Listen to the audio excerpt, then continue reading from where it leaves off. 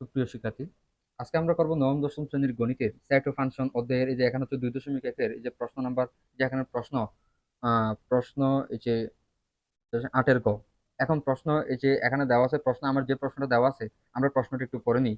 PQL 357, QQL 57 এবং PQ হলে তাহলে P এবং কিউ ইন্টু আর নির্ণয় করো। তাহলে আমার এখানে প্রশ্ন কি কি দেওয়া আছে এটা আগে আমরা লিখে ফেলবো। এখানে লিখলাম দেওয়া আছে,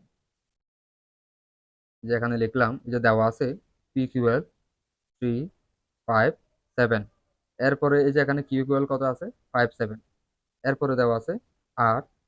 এখন বলছে কত দেওয়া আছে প্রশ্নে, এই যে কিউ ইকুয়াল আর ইকুয়াল, এখানে প্রশ্নটা হবে যে আর ইকুয়াল পি সেট কিউ হলে, কিউ হলে যে আমার এখানে এই প্রশ্নটা নির্ণয় করো। তাহলে এখন লিখলাম আর ইকুয়াল পি কিউ। এখন যে পি এর মান কত 357, এরপর কিউ এর মান কত, তাহলে 5, এই যে এখানে 7। এখন এই যে আমার যদি এখানে এই চিহ্নটা যদি থাকে তাহলে এখান থেকে কি কি মিল আছে এই সংখ্যাগুলো বাদ যাবে। তাহলে এই যে এখানে 5 এবং 7 মিল আছে, আর থাকে শুধুমাত্র 3।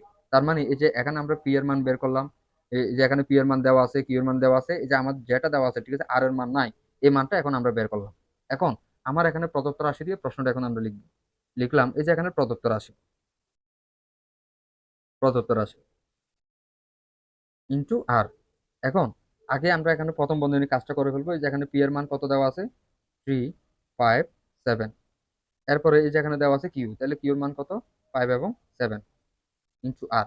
এখন যদি এই জিনিসটা যদি থাকে বা এই সংখ্যাটা যদি থাকে তখন আমরা কি করি, তখন আমরা মিলমিল সবগুলো নিয়ে আসি। তাহলে কত হয় 357 ইন্টু আর। এই যে আর এর মানটা কত বের করছিলাম এর আগে 3। এখন এখন আমরা মানগুলো বসাবো। এখন এটার সাথে এটা একেবারে সরাসরি গুণ না, 3 এর সাথে 3 বসবে, 5 এর সাথে 3 বসবে এবং 7 এর সাথে 3 বসবে।